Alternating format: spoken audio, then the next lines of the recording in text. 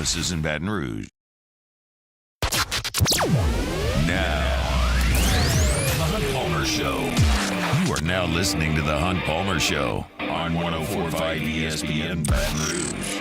Looking down the middle of the day. Live from the Mercedes-Benz of Baton Rouge studios. This is Hunt Palmer.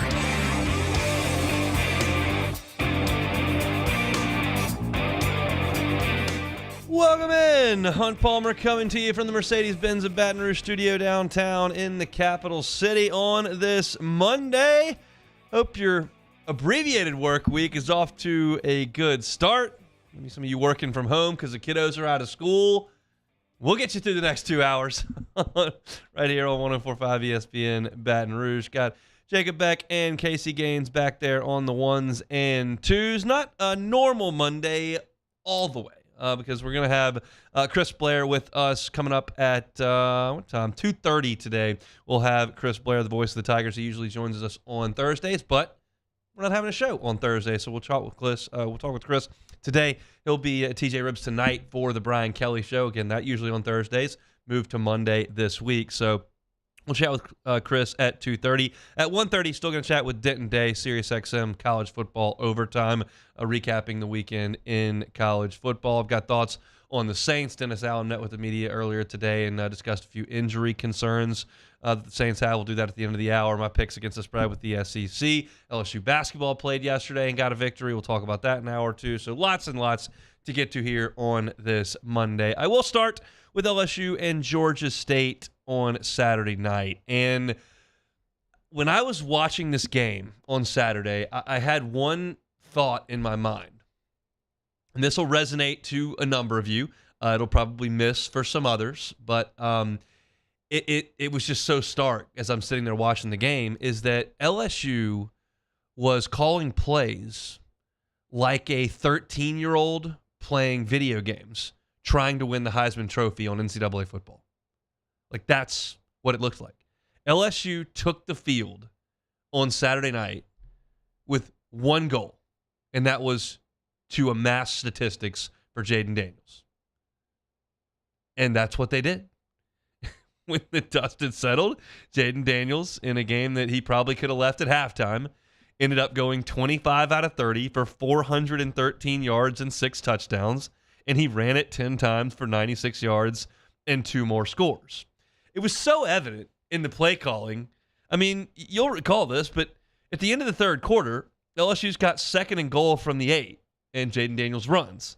And then they've got 3rd and goal from inside the 5, and Jaden Daniels runs. And then they've got 4th and goal from the 1 in the first play of the fourth quarter. And they don't hand the ball off to a veteran tailback or no, they run a bootleg with Jaden Daniels, who gets horse-collared short of the goal line and dragged to the ground. 15-yard penalty, half the distance to the goal assessed inside the 1, and then Jaden Daniels runs it again. They ran 4 straight quarterback runs, up 42-10 on Georgia State. The most important player to his team in the entire country. You can argue best, you can argue Heisman Trophy. What you cannot argue is that Jaden Daniels is the most important player to his team because the defense doesn't stop anybody and he handles the entire offense. So he's the most important player in the country. It's 42-10 in the fourth quarter against Georgia State, and they're running him all over the place. And I loved it. I loved it. Really, the only discussion point we had the entirety of last week was, can Jaden Daniels win the Heisman Trophy, and what does he need to do to get it done? We've dropped, will the defense get better? Where are the young players? Who's doing this? We don't really care about seeing the backup quarterback anymore. Nussmeier's played a bunch. It's not about, is Lance Hurt going to play right tackle? Or it's Jaden Daniels, Heisman Trophy. That's the discussion Georgia State week. And they played like that. And I thought it was awesome. And in the end, the dust settles, and Jaden Daniels has a monstrous game. And I didn't hear any national talking heads suggesting that LSU was trying to run up statistics on Georgia State because nobody's watching the game. They just pick up the box score at the end and see the highlights on SEC Final or on YouTube or whatever they're looking at. And they go, wow, that was pretty impressive. And because of that, the odds makers shifted things, and Jaden Daniels, as of Sunday, was the Heisman Trophy favorite. And Brian Kelly was asked after the game in his post-game press conference, like, did y'all leave Jaden Daniels in longer to try to roll up stats to win the Heisman Trophy? We feel like we need to continue, as an offense, to give him an opportunity to show his skills. I mean, we're down to one more game left in the season. And so I think it's our job to continue to put a young man in a positive situation to show himself to everybody. And look, I mean, there is an entertainment part to this as well, and he is entertaining. And I think that's a good part of this, where he's so entertaining, people want to come see him play. That's well answered by Brian Kelly. That is well answered. So in that answer, he did say, yeah, we're trying to roll up stats so he can win the Heisman Trophy. But he just said it far more tactfully and said, we wanted to put him in a good position. And I think it's completely and totally fair to do that. You just don't come across this opportunity very often. We're spoiled now because we've been in this position 2 times in 5 years, but before Joe Burrow, LSU hadn't won a Heisman Trophy since the late 50s with Billy Cannon. So it just doesn't happen very often. And I think you're almost obligated to the player to give him every opportunity. You don't have to cross the line. You didn't need to call timeouts late and let him finish the game and throw 60-yard bombs with 2 minutes to go in the game. The last touchdown, the game was decided, but LSU took a shot and made a big play. But there was a lot of time left in the game. I don't think they artificially manufactured statistics, but they went all the way up to the line. I don't think if Jaden Daniels had no chance to win the Heisman Trophy, that he would have run the ball 4 straight times from inside the 10-yard line up 32 points. I think that's a couple of Noah Cain gives, plow in for a touchdown, get the backups in the game. But that's not the situation LSU's in. And I thought on Saturday it was important that they did that, and they did. And then Brian Kelly was asked, is Jaden Daniels the best player you've ever coached? I think right now, the way he's playing and the decisiveness and the way he's taking over games, he's the best player. And I would say that because the numbers are reaching, levels that are, for example, he tied Joe Burrow's record. I don't know, many people were kind of saying would 8 touchdowns ever be touched. He tied that, and I think that's the level of play. So yeah, I would say he's the best. And I couldn't disagree. I couldn't agree more with Brian Kelly. I haven't seen all the players he's coached, but I didn't see anybody at Notre Dame look like this, and I didn't see anybody at Cincinnati look like this, and I can't claim to have watched many Grand Valley State or Central Michigan games, but this pretty good. He's just been sensational to watch all year long. Sometimes I'm curious how my tone, tenor, and thought process changes at 1 o'clock on Monday as opposed to 11 o'clock at night on Saturday when you've just come out of an energy-fueled stadium where there's emotions tied to it and there's passion, and sometimes the post-game show feels a little different than the Monday afternoon radio show. It doesn't this time for me. I said on the post-game show on the network, if you were listening, which it was midnight and game had been decided for a very long time, so I'm assuming a lot of you may not have been, I contended then that Jaden Daniels had put himself in a great position, but that Bo Nix would probably have to stub his toe over the last 2 weeks. And by that, I mean either have kind of a downish game, a big turnover, or Oregon loses. If either one of those two things happens, I think Jaden Daniels is in awesome shape, assuming he goes out against Texas A&M and does what he's done every week. But I do think if Jaden Daniels goes out against Texas A&M and amasses 475 yards of offense and scores 4 touchdowns and LSU wins, and that's basically holding serve. He had a good game, a solid result, statistically was very good, but Bo Nix beats, I guess, Oregon State this week, who's a good defense, and then outduels Michael Penix to win the Pac-12. I think Bo Nix will win the award. That's what I think. I don't have any statistics to back that up. I don't have any inside sources or understanding who's voting for what. I just feel like because of that stage and that moment and the way people usually think about this award, and we've already pointed out the situations where teams lost a bunch of games and won the Heisman. We know Caleb Williams and Tebow and Lamar Jackson, and we know Johnny Manziel and Robert Griffin. Like we've done all that, but that's the way it feels like this will go over the last 2 weeks. If Jay Daniels is out of sight, out of mind, and Bo Nix is lighting it up like he did on Saturday, I think that would be enough to get the award to Eugene. I think that there's a real chance, though, that Jaden Daniels does go out there and cook against a bad A&M secondary, and Bo Nix has something adverse go on the last 2 weeks. I think there's a real possibility of that happening. So I don't think that Jaden controls his own destiny here. Obviously, the votes do that, and I think that Bo Nix's performance has a real chance to sway those. So it's been a treat to sit here and watch this guy. It was exactly right, in my opinion, the way LSU handled the football game as far as Jaden's concerned on Saturday. And he's got one more opportunity to go out there and play, and then you just got to kind of hope for some good fortune on the other side of things. The odds makers say Jaden Daniels is the favorite right now. I just think that the stage that Bo Nix will have may trump that over the next 2 weeks. Hope not, because Jaden deserves that award. I think Bo Nix has had an awesome year too, and I wouldn't absolutely scoff if he won it. But Jaden does deserve the award based on his consistency and his level of performance, which has just been out of this world from start to finish. There are like 3 bad drives. I mean, it's unbelievable. LSU has scored a freaking touchdown on 13 consecutive drives. Florida and Georgia State, I don't care who you're playing. 13 touchdowns in a row is no joke. Fantastic stuff from Jaden Daniels. Fantastic stuff from LSU's coaching staff. Got accomplished what you needed to. Now you go into the holiday week and you try to take care of Texas A&M and win that 9th game of the season. We got plenty more to get to here over the next hour. Almost 2 hours here on the Hunt Palmer Show. Denton Day is going to be with us coming up in 20 minutes. I've got some thoughts on LSU basketball, the Saints, so lots and lots to get to, but more LSU football as we look back on the win against Georgia State. That's coming up next on the Hunt Palmer Show. You are now listening to the Hunt Palmer Show.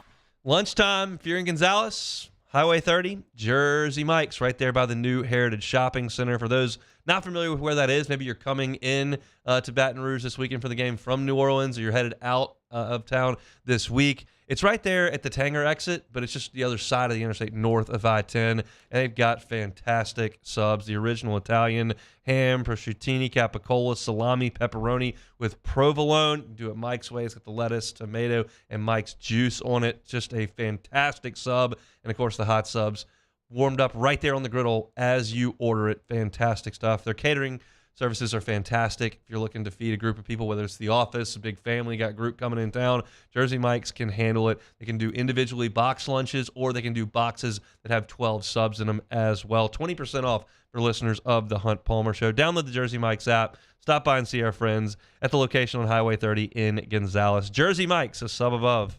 In times of need, get a full list of phone numbers, websites, and other important emergency information on the Demco Stormwatch page at 1045ESPN.com. Bayou Ford is taking $10,000 off MSRP on all new 23 Ford F-150 Black Widow trucks, plus $2,750 discount APR and 5.9% for 72 months. All new Bayou Ford vehicles come with a 1 million mile warranty. The crew at Bayou Ford is going to do right by you.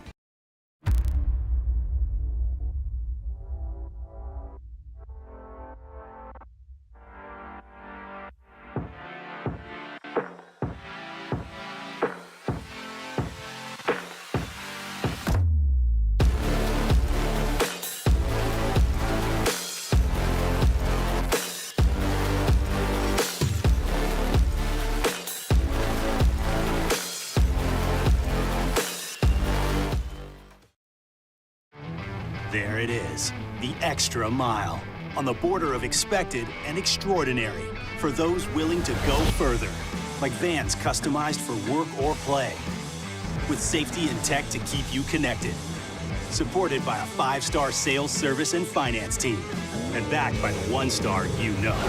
So go the extra mile. It's never crowded, because so few have what it takes to go there. Mercedes-Benz Vans. Dylan Cruz here to tell you about Six Rings Baseball and Softball Camp. If you live on the North Shore and play ball, go to Six Rings Camps with former LSU assistant coach Dan Canaveri. His knowledge is second to none, and your child will improve and have fun doing it. Camps were held at Coquille Park and Six Rings Academy in Covington with 4 sessions over the summer. Full day and morning only sessions are available from ages 7 to 13. Go to sixringsbaseball.com or call 985-206-9096. Learn the game to love the game. Running Bart's marketing can help you get their attention. Imagine your brand's message on a giant LED billboard truck that can't be skipped and is nearly impossible to ignore.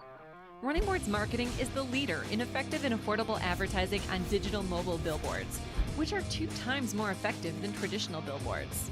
With a 97% recall rate, you'll leave a lasting impression with your customers.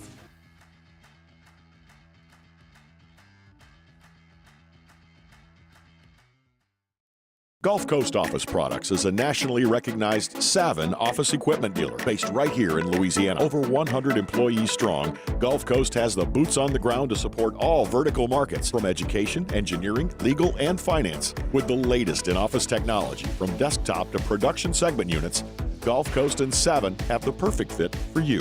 Call 225-756-2644. That's 756-2644 for Gulf Coast Office Products. Bayou Chrysler Dodge Jeep Ram has $20,000 off MSRP on new 23 Ram 1500 trucks. $20,000 off plus no payments for 90 days on new 23 Ram 1500 trucks. Moscona inviting you to join us for Monday's AFR, presented by Relief Windows. Recapping LSU, Georgia State. We'll hear from Brian Kelly, and the Saints back at work as they start to get ready for the Atlanta Falcons. It's Monday's AFR 3 to 6, 104.5 ESPN Baton Rouge.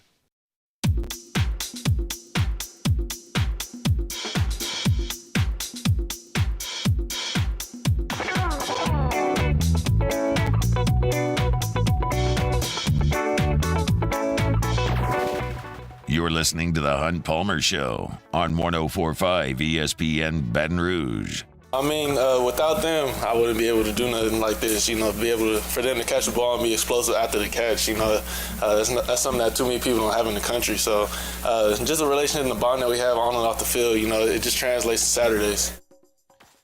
That's Jaden Daniels talking about his wide receiving core, specifically the duo of Malik Neighbors and Brian Thomas. Both guys were fantastic in the game on Saturday night. Malik Neighbors had 8 catches for 140 yards and 2 touchdowns, and Brian Thomas had 4 catches but 103 yards and a score. I had the long 70-yarder for a touchdown, which was really athletic finish to that play as he was being tackled, able to get that ball over the goal line to score. 3 LSU receivers over 1,000 yards, over 100 yards on Saturday night. The first time in the history of LSU football that LSU had 3 receivers go over 100 yards and score a touchdown in the same game. Of course, Chase, Jefferson, and Marshall all had 100-plus in Austin, Texas back in 2019. Earlier today, it was announced that the Biletnikoff Award has 10 semifinalists, and you do have 2 representatives from LSU. The only school with 2 players on that list is Brian Thomas and Malik Neighbors, joined on the semifinalist award list with Brock Bowers from Georgia, Luther Burden III from Missouri, Keon Coleman from Florida State, Troy Franklin from Oregon, Marvin Harrison Jr. from Ohio State, Xavier Legette from South Carolina, Rome Odunze from Washington, and Malik Washington, wide receiver from Virginia. So those 10 joining each other on the list as semifinalists for the Biletnikoff Award. Malik Neighbors enters the final week of the regular season with the most yards in the country. He leads Malik Washington from Virginia by 113 yards for the top. In terms of yards per game, he is 10 yards clear of Malik Washington there. His 12 touchdowns are good for 4th in the country. Brian Thomas continues to lead the nation in that category. His 14, one more than Troy Franklin and Marvin Harrison Jr. So those 2 guys have a real opportunity to finish the regular season before any of the conference championship games are played, leading the country in those 2 categories, which would be fantastic. Of course, we think Marvin Harrison Jr., if Ohio State could win, would get a conference championship game before the award ceremonies.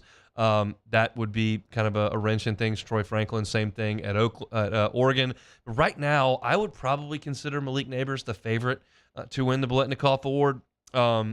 Oftentimes, that award is these awards in totality, whether it's the Thorpe Award, Bednarik, they can sometimes be Lifetime Achievement Awards.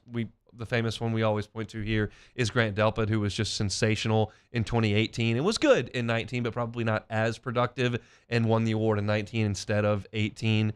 And Marvin Harrison would be a guy and plus he's got the name recognition with his father and with Ohio State and what comes with that. Plus, Ohio State's got a better record than LSU does. So there are a lot of factors there, but I would suggest that Malik Neighbors is probably the favorite right now because of the numbers that he has rolled up. He needs to have another big one against Texas A&M on Saturday. But everybody from LSU's perspective in terms of awards held serve on Saturday night. Huge night for Daniels, big night for Neighbors, big night for Thomas. They all kind of did what they needed to do. Now you go back into conference for one more game and see if you can't finish it out. I didn't really talk much about the game as a whole, but just looking at it, LSU got off to a really sloppy start in the game. You fumbled the ball twice, picked them up, jumped off sides, and gave Georgia State a free play, and they hit the big one down the right sideline. Jaden missed a couple throws. His first throw of the game, I thought Malik came out of a break pretty open, and he missed him. There may have been a miscommunication, or it may have been inaccurate, but they came out and didn't look great. And then, of course, Georgia State goes right down the field for 2 touchdowns. I'm sitting there watching that going, that just doesn't make sense. I understand not having a great defense. Like, sometimes just one of those years you're just not very good on defense. But to allow a team like Georgia State that's been so poor on offense the last 2 weeks, it's only scored 14 points in each of its last 2 games against teams in the Fun Belt, and just to have them go right down the field unimpeded it just blows your mind. But the defense snapped out of it and was able to get some stops and create some negative plays, and they didn't let them score again. And I thought that was a nice step in the right direction. You saw some of the defensive linemen make some nice plays. Mason Smith had a couple of nice plays that he made. So it got better after a clumsy start, but that's kind of to be expected in that spot in the schedule. We're all bored by it all week long, trying to get ready for LSU and Georgia State. It's one of those deals, like, the players know. And you can try to convince yourself that you got to treat every game the same and come up with the exact same intensity, and every game's a playoff game and all. But it's just not. And kids are not dumb. Like, they get the situation. And the deal is that you just come off of basically 2 straight months of conference games, throw Army in there, and then all of a sudden you've got to step out late in the season with only 1 game after it and play a team from the Sun Belt that's not very good, and maybe you just don't quite bring your A game. But Jaden Daniels is the kryptonite for that. He's just going to show up and make a ton of plays. So even if you got behind the sticks, or even if you did commit a false start or a holding penalty, doesn't matter. Jaden will go out there and fix it. And he went out there and fixed it, and he was fantastic. A couple of notes from Brian Kelly's press conference today. Of course, we never have that sound during our show because it's too tight a window between the end of his press conference and when we go on the air. But a lot of folks have been asking, like, where is Whit Weeks? Why is Whit Weeks not playing? That doesn't make any sense. We saw him early in the season. He was flying around, showed a lot of speed, a lot of instincts, making some plays. Yeah, he's young. Omar Spates is a veteran, but you got to get him out there. And Brian Kelly revealed to us today something that I certainly didn't know, and I don't know if anybody was aware of, that Whit Weeks had some sort of accident that created a gash in his foot. He had to have stitches in his foot and hasn't been healed up and cleared to go and play. So that makes a lot of sense, because as poor as LSU's defense has been, and as small a bright spot as he may have been early in the season with his athleticism and speed and the ability to make some tackles, you'd like to see him try to get a shot to play. And the fact that he hadn't been out there was puzzling, and we kind of defaulted to, well, yeah, Brian Kelly likes to play the vets, like he's going to go with the veteran guy there. But that didn't make a ton of sense, because it looked like the vets were really locking it down. And I'm not suggesting that Weeks would have, but he probably could have helped, and he was hurt. And so it sounds like those stitches have been removed. He's being cleared to go and should be able to get out there on Saturday against Texas A&M. As Brian Kelly said in his press conference today, we're going to need him. So I thought that was good news. Logan Diggs was not dressed out on Saturday. Brian Kelly believes that he has a real chance to go this coming Saturday. I mean, last week I said on the show, like, we don't know if he's coming back, and that wasn't based on anything that I knew. It was just like, well, if he's not going to play and he's doubtful in the second to last game of the year, there's a real chance that his time may be done this season. Doesn't appear that that's where Brian Kelly's head is right this very second. He's going to try to get Logan Diggs some playing time. But as you know, Josh Williams can go out there, Noah Kane can give you some snaps, and Caleb Jackson and Trey Holly got some work as well.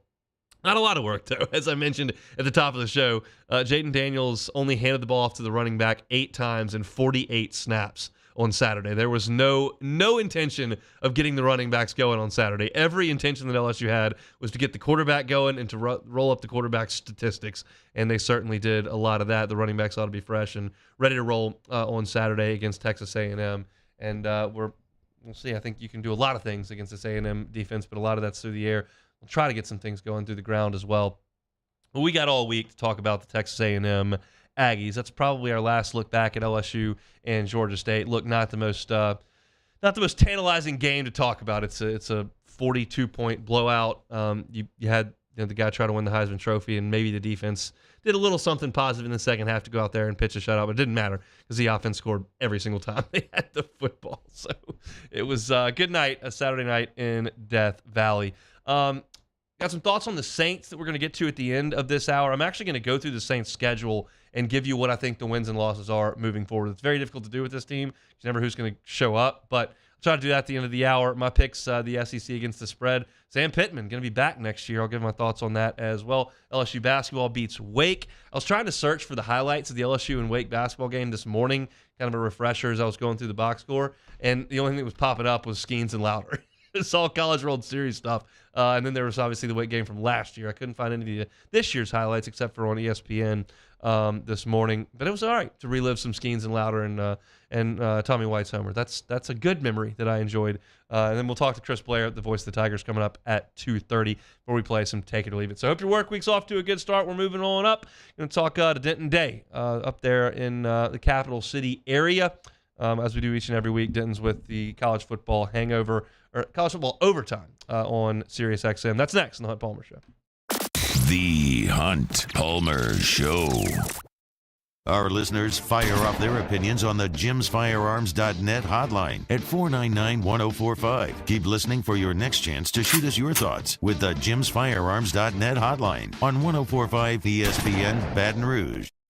Bayou Chrysler Dodge Jeep Ram has $20,000 off MSRP on new 23 Ram 1500 trucks. $20,000 off plus no payments for 90 days on new 23 Ram 1500 trucks. All with Bayou's 1 million mile warranty. The crew at Bayou Automotive is going to do right by you. Follow us on Twitter at 1045ESPN to cast your vote in the Citizens Bank and Trust Poll of the Day. Vote daily inside Off the Bench, live at lunch, Hunt Palmer. And after further review, Citizens Bank and Trust brings you the Poll of the Day via Twitter at 1045ESPN.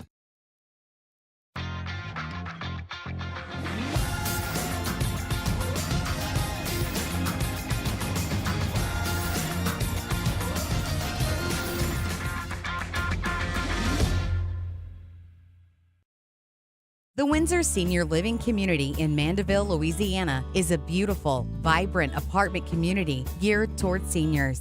They are nestled right in the heart of Mandeville, where seniors live a more carefree lifestyle in spacious apartments with the peace of mind that comes from having a little extra help. Call the Windsor at 985-624-8040 to schedule a lunch and tour. Come see how the Windsor can be your passport to peace of mind. Electricity is all around us, and our families depend on it. Every day is sparked by the power of a cold drink or a warm meal, a movie night, and a comforting light at the end of a dark hallway. From sunrise to sunset, playtime to bedtime, our team is ready to take care of your electrical needs. Even in the case of an after-hours emergency, the light in your life shines brighter with Mr. Electric. I've been doing business with Luba for 25 years. They're dependable, trustworthy. It's just the attention to detail with our clients. Our folks have years and years of experience. They're highly trained professionals, but many companies have that asset. What I'd like to think makes Luba a bit different is that we use those talents in a way that truly is dedicated to serving the needs of the folks who depend on us.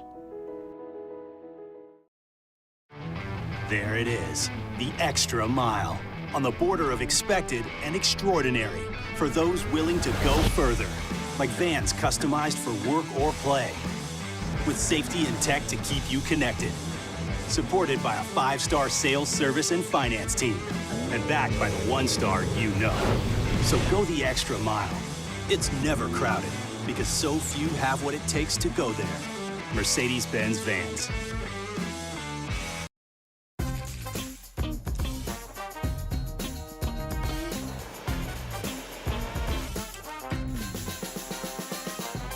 The best kept secret in town is out. Discover Tallulah at the Renaissance Hotel on Bluebonnet.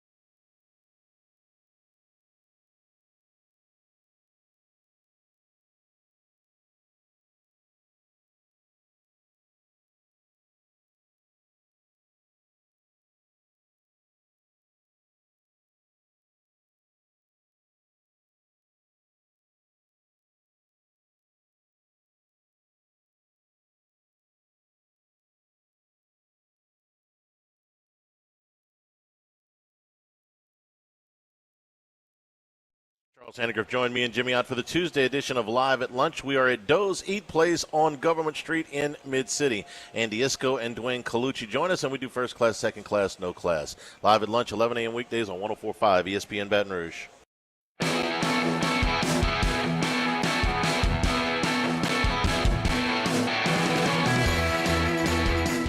This is the Hunt Palmer Show on 104.5 ESPN Baton Rouge.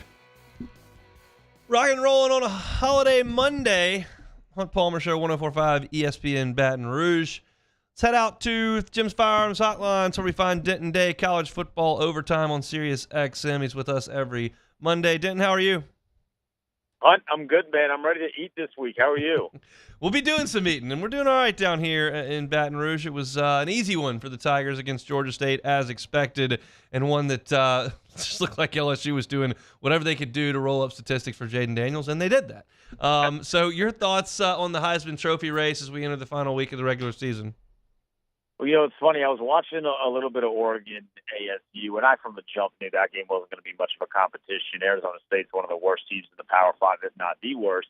But I was watching Bo Nix play, and, he's flinging the ball all over the field, 6 touchdowns in the first half. I know Arizona State's not good, but doing that against a Power 5 school is impressive nonetheless. So I was thinking to myself, well, maybe this might put him in a much better chance, I would say, of contention for the Heisman Trophy against Jaden Daniels. And then Jaden Daniels accounts for 8 touchdowns against Georgia State. And I don't know if we were to square off Georgia State and Arizona State versus one another, I don't know who I'd pick to win that game, to be honest. So I think that's a credit to what LSU did against Georgia State. I think people might try and poo-poo that performance. I would suggest the contrary. I thought Jaden Daniels played awesome. I think he's still in the driver's seat for the Heisman Trophy.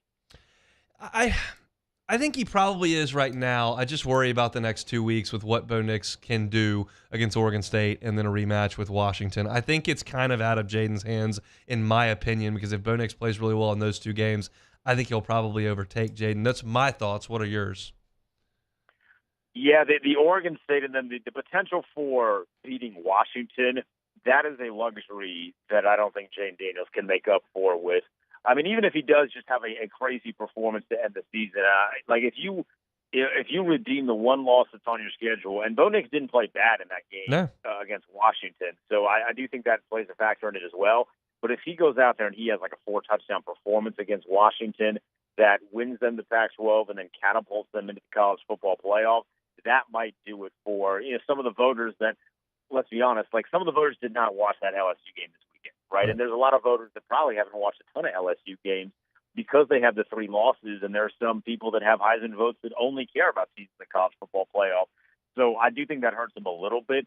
I mean, but man, like if Bo Nix goes out there and balls out the next 2 weeks, that helps him a ton. I'll tell you this, though. If folks did not watch the LSU-Georgia State game, that's probably in Jaden Daniels' favor because, like I was talking at the beginning of my show, to start the fourth quarter, LSU was up 32 points, and they ran Jaden Daniels 4 straight times from inside the 10-yard line. Like, they were not going to hand the ball to a running back to cost him statistics. And nobody outside of Baton Rouge knows that. They just look at the box score and go, oh, 8 touchdowns. Wow. They were intentional with those 8 touchdowns.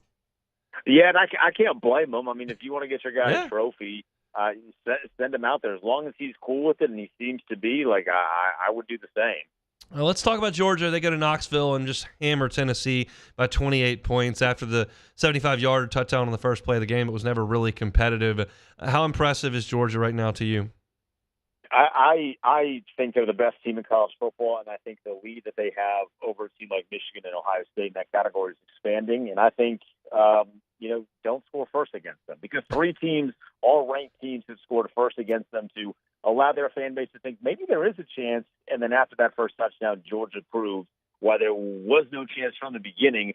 So I love what they're doing, and it's more than just their defense. In the past couple of years, it was just their defense that was carrying them. And Stetson Bennett was playing well, but offensively, they're a much more balanced team this year, and I think that's what's most impressive about them so far. This Carson Beck kid can play. He's not putting up mind-boggling numbers by any stretch, but he can really play. We'll see if he can do it in big games when teams are maybe a little bit more on their level. But what they did this weekend in Knoxville was impressive. Let's go out west. The game in LA, UCLA, USC, the Bruins come out with a 38-20 win. I want to talk about both of those programs because it's relevant here in Baton Rouge. LSU plays both of them next year, SC to open things in Vegas, and then UCLA comes to Baton Rouge to return that home and home from a few years ago. Take whichever one you want, but I'm curious your thoughts on both of those programs and where they are right now. Well, I think there's a potential more and more, it seems, that Lincoln Riley might coach your favorite school in the SEC, Texas A&M, next year. Whoa. Like, I haven't heard anything specifically that would suggest that, but he seems to be a guy that kind of runs some problems a little bit, and there are problems at USC. Like, that team, I never truly bought them as, a national championship contender, but boy, I thought they would be a lot better than they are right now. Like, there just seems to be a division between Lincoln Riley and that team right now. I don't think they let him go, so I think if it's a jumping of the ship, it would be more his doing than anything else. But, man, that school is in a whole world of hurt. As far as UCLA goes, this must be the most upset they've ever been when they beat USC. They wanted to fire their head coach. They are looking for a reason to fire their head coach, and then he leads his team to absolutely beating the brakes off of USC. Like, they got to be really, really upset internally about what Chip Kelly did this weekend. So what do you think the result is there? Do you think they're going to keep him around? No, I think they're going to find another reason to fire him. I just don't think they're going to pull the Texas A&M, hey, we know you just beat somebody by 40, but we're still going to fire you anyway. It can be done. We just saw it, obviously, in College Station. All right, let's go to rivalry weekend here. It's going to be a crazy few days in the sport of college football. Let's go to Oregon State, Oregon first. That game's on Friday night. It is in Eugene, and it's a really, really big spot for both of those programs for a number of reasons. Who do you like in that one? I like Oregon in that one. I thought Oregon State had a really good opportunity this weekend to beat Washington. I actually bet them to cover that 1.5 that they were laying, but there's something about DJU. I think he's played so much better this year at Oregon State, but if you're giving me Bo Nix versus DJU, I'm taking Bo Nix in that one. I think that's really what this matchup's going to come down to. I have seen Bo Nix play good against pretty decent teams, right? So I like Oregon, and I think Oregon is the best team in the Pac-12 right now. I am, foaming at the mouth. I want that rematch between Oregon and Washington because I think Oregon's going to get them the second go-around as long as Dan Lanning doesn't pull his best Lane Kiffin and get way too trigger-happy with 4th downs. So I think Oregon gets there. I think they get to the Pac-12 championship with one loss. I have no idea who's playing quarterback for either one of these teams on Saturday, but Florida State and Florida will play in the Swamp. Graham Mertz has been ruled out. Jordan Travis announced today that he is out for the year and is done with his collegiate eligibility. So with that being said, and Florida State coming into the Swamp at 11-0, do you give the Gators any chance to spoil that perfect season? I think there's certainly a chance. I kind of almost feel bad for whoever is going to get the start for Florida State because the pressure is enormous. Yeah. You got to go out there and win. You're still in the race for the college football playoff. Now, I do think Washington will jump them in the rankings this week because of the Jordan Travis injury, but you are still very much, if you're Florida State, in reach distance of the college football playoff. Best of luck to whoever is told your QB1 this weekend. I still think Florida State wins. I think they're the better team, but it'll be a different Florida State team this weekend for sure. Are you the college football fan pulling against Florida State because you don't want to see them get annihilated in the first round of the playoff because they don't have their quarterback? A little bit, but more so, I would say I'm just more wanting to see Oregon and potentially Texas in. Like if Florida State doesn't have Jordan Travis, I don't really want to watch them, and I think Texas would be a much more intriguing watch to potentially go up against Georgia.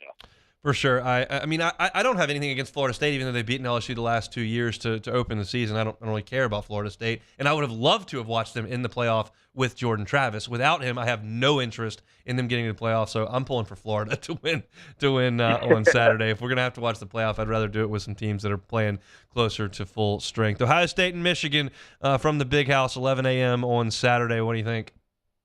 I'm so torn on this one. I think there's going to be a lot of people that watch what Michigan did this weekend against Maryland that think to themselves, maybe Michigan's not as good as we thought. I would advise people, especially if you are a betting individual, to maybe shy away from that thought. Maryland has this weird thing where, for whatever reason, they play Michigan tough. They've done it each of the past couple of years. They just happen to play the Wolverines really, really tough. This one's the game that obviously I'm most excited for this weekend. I think Michigan still has a really good chance. I think the talent level of Ohio State, at least on paper, is far better, but I trust Michigan more. This is going to be a fun one. Right now, my lean is Michigan, but who knows? I got a couple of days to flip-flop back and forth here, so who knows what it'll be by Saturday. But as of now, sitting here on a Monday, I think I like Michigan in this one. Our lunchtime talk guys do a lot of gambling talk, and they were hypothesizing what the spread's going to be on the Big Ten championship game if Iowa shows up. They were settling around 28. I mean, what do you think the number would be? Either one of those teams playing the Hawkeyes. I think if it's Ohio State, 28 seems fair. I think if it's Michigan, just because they don't have Marvin Harrison Jr., it'd probably be closer to 24. It's going to be 3 scores regardless, potentially 4, because Iowa just can't score. I would say, though, it would be closer to 28 if Ohio State is the one they're playing. Iowa, such a special case that's going on up there. They make Twitter funny every single Saturday because I mean at one point it was 2-0 in that game up there. It's so special. Last one, Denton. We appreciate your time. LSU and A&M. The Aggies coming in with the 3rd string quarterback, but nothing to lose. And LSU's defense still not very good. Do you give the Aggies any chance to come to Baton Rouge and win at 11 o'clock in the morning? No, I don't. Even though LSU's defense is not good, Texas A&M does not have Jane Daniels. Jane Daniels, this is his final opportunity, as we mentioned earlier, to really put those numbers up here to impress the Heisman voters. I think he goes out there and balls out. What's your favorite thing on the table on Thursday? I'm a big sweet potato casserole guy. I love a little bit of sugar in me, so I love me some sweet potato. Well, enjoy that. Enjoy the Egg Bowl on Thursday night. We'll talk next week, Denton. Appreciate it as always, man. Be good. Happy Thanksgiving. Happy Thanksgiving to you. That's Denton Day, host of College Football Overtime on Sirius XM, 11 to 1 every single Saturday here in Central Time Zone, and he's with us every single Monday at 1:30, and we appreciate his time all season long. We'll do it again next week. All right, we're going to finish up the hour here with a little bit of Saints talk. I just want to go through, we've gotten through the bye week. I want to go through the rest of the schedule and tell you what I think is going to happen and what the immediate future for this football team is. Plus, Dennis Allen gave some injury updates as well in his press availability today. So we'll get to all that to finish up hour number 1 coming up next. You are now listening to The Hunt Palmer Show. In times of need, get a full list of phone numbers, websites, and other important emergency information on the Demco Stormwatch page at 1045ESPN.com.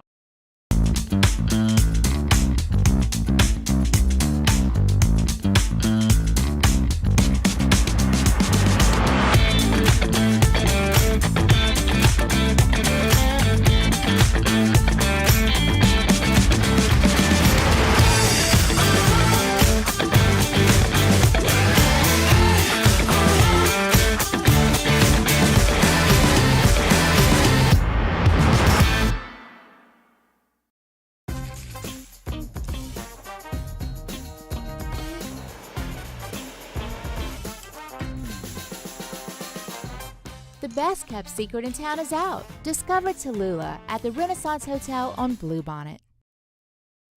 At Relief Windows, we're more than windows. We're windows, doors, party plank, and vinyl siding. But our #1 product is always customer satisfaction. Visit us online at reliefwindows.com.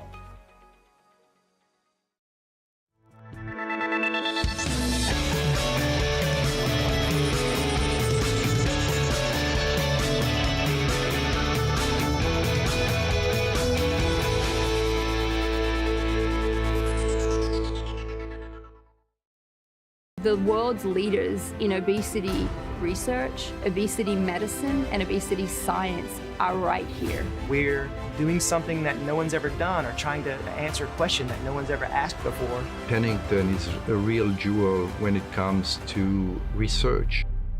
We are finding the solutions to the world's worst chronic disease, which is obesity. Louisiana needs Pennington Biomedical. Dylan Cruz here to tell you about Six Rings Baseball and Softball Camp. If you live on the North Shore and play ball, go to Six Rings Camps with former LSU assistant coach Dan Canaveri. His knowledge is second to none, and your child will improve and have fun doing it. Camps were held at Coquille Park and Six Rings Academy in Covington with 4 sessions over the summer. Full day and morning only sessions are available from ages 7 to 13. Go to sixringsbaseball.com or call 985-206-9096. Learn the game to love the game. Running Boards Marketing can help you get their attention.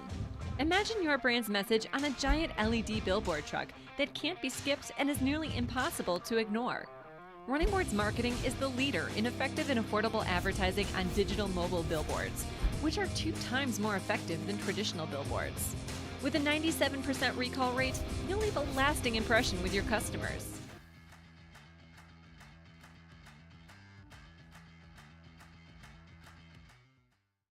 Gulf Coast Office Products is a nationally recognized Savin office equipment dealer based right here in Louisiana. Over 100 employees strong, Gulf Coast has the boots on the ground to support all vertical markets, from education, engineering, legal, and finance. With the latest in office technology, from desktop to production segment units, Gulf Coast and Savin have the perfect fit for you. Call 225-756-2644. That's 756-2644 for Gulf Coast Office Products. Electricity is all around us, and our families depend on it. Every day is sparked by the power of a cold drink or a warm meal, a movie night, and a comforting light at the end of a dark hallway.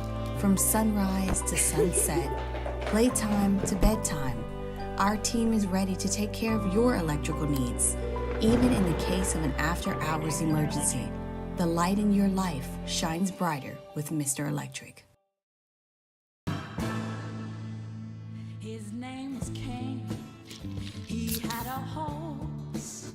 Moscona inviting you to join us for Monday's AFR, presented by Relief Windows. Recapping LSU, Georgia State. We'll hear from Brian Kelly, and the Saints back at work as they start to get ready for the Atlanta Falcons. It's Monday's AFR 3 to 6, 104.5 ESPN Baton Rouge.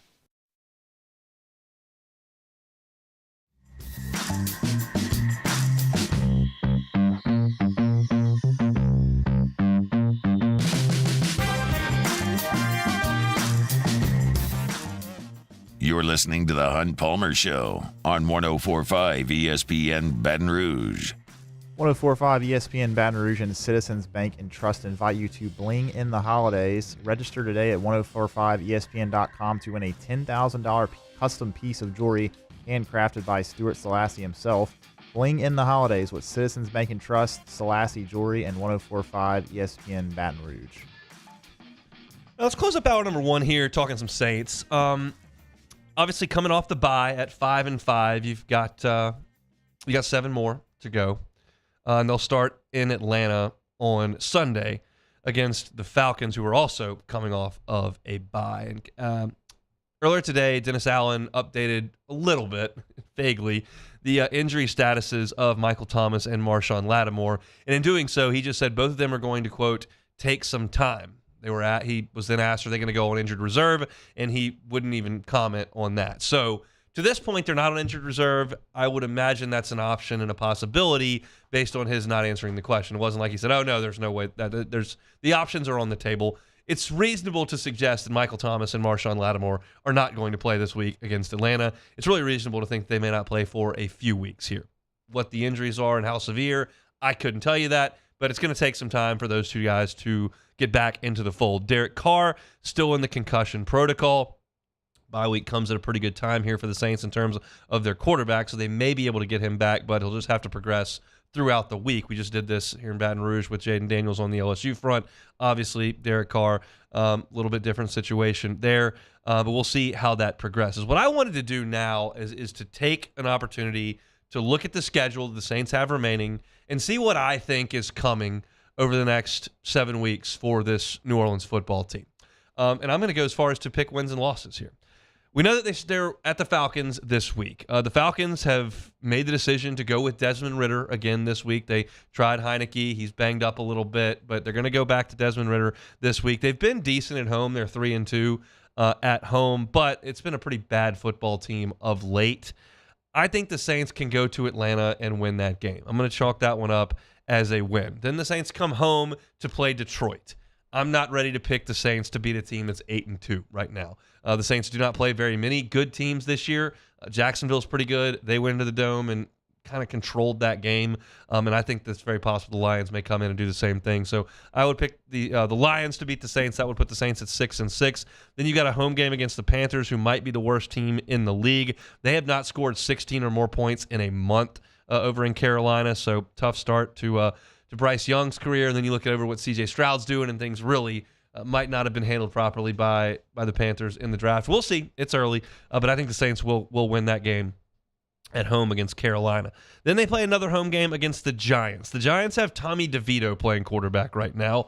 They do have Saquon finally healthy, and they did look decent yesterday. But I still think the Saints should be able at home to handle the 3-8 Giants and Tommy DeVito. Should be. They didn't go handle Josh Dobbs. That was on the road. This one's at home. So I will take the Saints. That, at that point, would put them at 8-6 with 3 games to play. They go out west to play the Rams. Stafford's been hurt, kind of banged up. You don't know what the situation is. Cooper Kupp went out of the game yesterday. Don't think that's going to be super serious. He should be back in a month. But I'm going to take the Rams to beat the Saints out in L.A. Then the Saints go to Tampa in the second to last weekend of the season. We know the Bucs came to the Dome and absolutely handled the Saints start to finish. In that game, Baker Mayfield was very, very strong, and the Saints offense had no answer for anything that Tampa was doing. But the Bucs have lost 5 of 6 since they started 3-1. That one win was a couple weeks ago, but that's a bad team. I still am not going to pick the Saints to go on the road and beat them. So I've got a loss there. That knot things up at 8-8, going to the final weekend of the season, which will be the Saints playing Atlanta in New Orleans. I would have the Saints at 8-8, and I think that they will beat Atlanta to go 9-8. Now, what that would do is effectively, in my scenario, where they beat the Falcons on the road this week and in the final week of the season, that would put the Falcons already at 8 losses. So if you assume they're not going to win every other game that's not against the Saints, you're talking about the Saints being division champions at 9-8, and that's pretty easy to deduce. Tampa right now is a team that is at 4-6. And you don't imagine that they're going to get hot late, although their schedule is not brutal, but it is at Indianapolis, and they got Carolina. Then 3 straight road games for Tampa. Just 2 straight. Atlanta and Green Bay before they play Jacksonville, which is big for the Saints, that the Bucs still have to play Jacksonville. Then the Saints, and then the Bucs finish the season at Carolina. As I look at the schedule and I look at where the teams are right now, I think 9-8 is enough. So for the Saints to get to 9-8, you just got to go 4-3 the rest of the way, and that's kind of been what the Saints have been all season long. 2 step forward, 1 step back, 1 step forward, 2 step back, whatever the case may be. They've been right around a middling 500 team, and that's all they're going to have to be. So if you figure the Saints can win home games against the Panthers and the Giants, you've got to play the other ones 2 and 3. I'm trying to break this down as simply as it can be, as opposed to, breaking down the X's and O's. This is just what's in front of the New Orleans Saints. And we all think that 9-8, winning the South, getting a home playoff game, having Dallas, whoever it is, come into the Dome, has kind of been what this thing's been headed for since August. And you sit here after the bye when you can reset and look at things, and we don't know what Derek Carr's future holds in the immediacy, but that's kind of what it feels like. And I think it's realistic. I don't like the Saints to beat the Lions. I don't like them to go out west and beat the Rams. I don't like them to beat Tampa on the road, but they're all winnable. It's nothing on here is absolutely there's not at Kansas City on this schedule here. There's not at Philly on this schedule here. You're playing one good football team, Detroit, and they're coming to you. That's all that's left if you look at the schedule. So I think that's where this is headed. It kind of feels like that's purgatory because you're probably going to keep Dennis Allen, who I don't think is doing an awesome job. We'll see what they do with Pete Carmichael. There's not going to be any, I don't think, radical change in the organization. If you win 9 games, you're above 500, you get to a playoff game, and maybe even win the playoff game. I don't know. I wouldn't pick that if they were playing the Cowboys today, but that's kind of where this thing has always felt, and as I examine the schedule and look at the situation, that's where it feels right now. Now, maybe it's stupid for me to say that they're going to go win the game in Atlanta this week when they've got a quarterback in concussion protocol, your best defensive player in Lattimore is out, Michael Thomas is out, so you're going to have to show your depth at receiver. Like, maybe that's a foolish thing, but I don't think a ton of these 4-6 Falcons who are going back to Desmond Ridder, who I think stinks. So I think the Saints can win the game, but they just feel like they're just stuck in the middle this whole thing, and that's kind of where I feel like they are at this point. So we'll see. Saints and Atlanta coming up on Sunday from the ATL. That's it for hour number 1 here on a Monday edition of the Hunt Palmer Show. Opened things up talking about Jaden Daniels and his performance on Saturday, then got into the Politnikoff Award, which LSU has 2 semifinalists for. That was announced today. Denton Day, SiriusXM's College Football Overtime with us each and every Monday, and then a little Saints talk there. You can listen to all that on YouTube in its entirety, or you can go to Hunt on LSU for your LSU talk, Hunt on Saints for your Saints talk. And if you just want to catch it on demand audio version, Spotify, Apple Podcasts, Google Podcasts, wherever you find your sound, you can find us. We're busy in hour number 2. I want to talk LSU basketball. I want to talk with the voice of the Tigers, Chris Blair. We'll do that. And when we come back after SportsCenter, we'll look at the SEC, what we saw this weekend, and what were my picks against the number. Hope your work week's off to a good start. Come back on the Hunt Palmer Show. Bayou Ford is taking $10,000 off MSRP on all new 23 Ford F-150 Black Widow trucks, plus $2,750 discount APR and 5.9% for 72 months. All new Bayou Ford vehicles come with a 1 million mile warranty. The crew at Bayou Ford is going to do right by you. Running Boards Marketing can help you get their attention. Imagine your brand's message on a giant LED billboard truck that can't be skipped and is nearly impossible to ignore. Running Boards Marketing is the leader in effective and affordable advertising on digital mobile billboards, which are 2 times more effective than traditional billboards. With a 97% recall rate, you'll leave a lasting impression with your customers.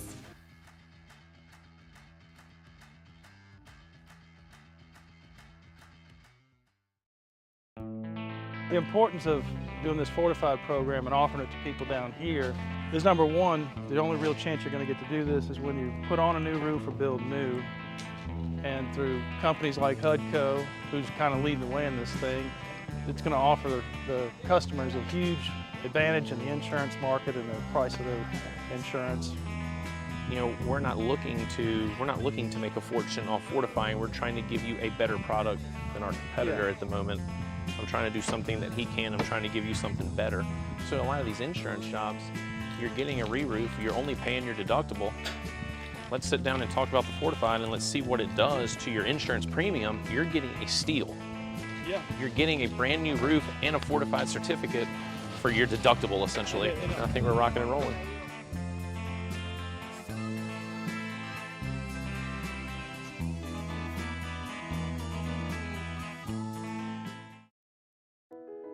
I've been doing business with Luba for 25 years. They're dependable, trustworthy. It's just the attention to detail with our clients. Our folks have years and years of experience.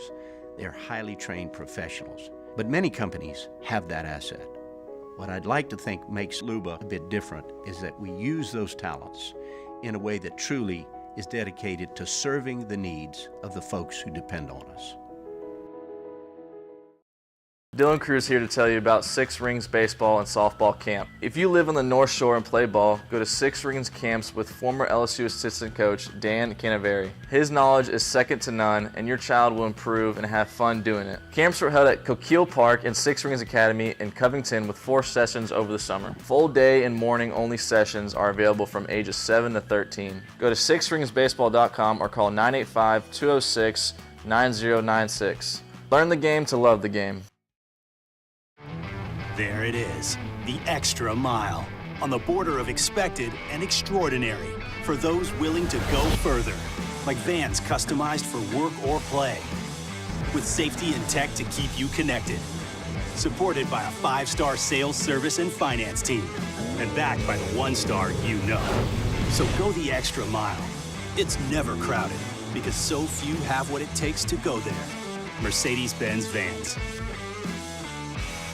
Gulf Coast Office Products is a nationally recognized Savin office equipment dealer based right here in Louisiana. Over 100 employees strong, Gulf Coast has the boots on the ground to support all vertical markets, from education, engineering, legal, and finance. With the latest in office technology, from desktop to production segment units, Gulf Coast and Savin have the perfect fit for you. Call 225-756-2644. That's 756-2644 for Gulf Coast Office Products. At Relief Windows, we're more than windows. We're windows, doors, party plank, and vinyl siding. But our #1 product is always customer satisfaction. Visit us online at reliefwindows.com. Oh, by the way, we do shutters too.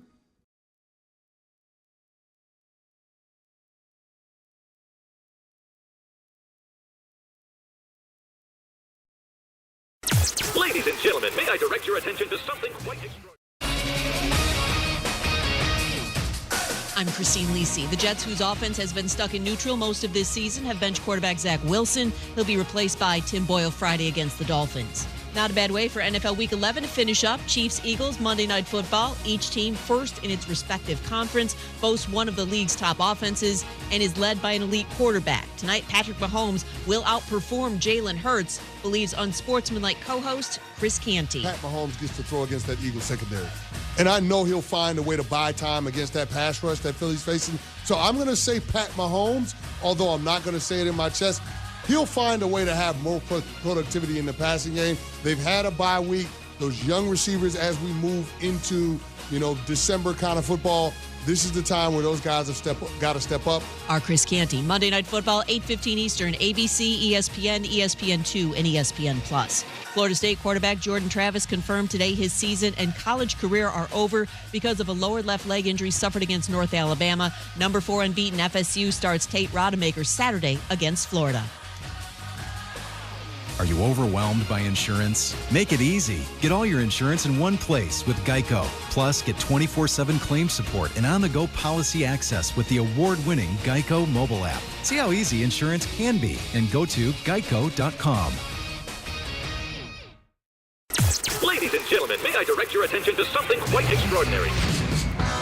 Now, the Hunt Palmer Show. The Hunt Palmer Show on 104.5 ESPN Baton Rouge. Live from the Mercedes-Benz of Baton Rouge studios. This is Hunt Palmer. Hour number 2.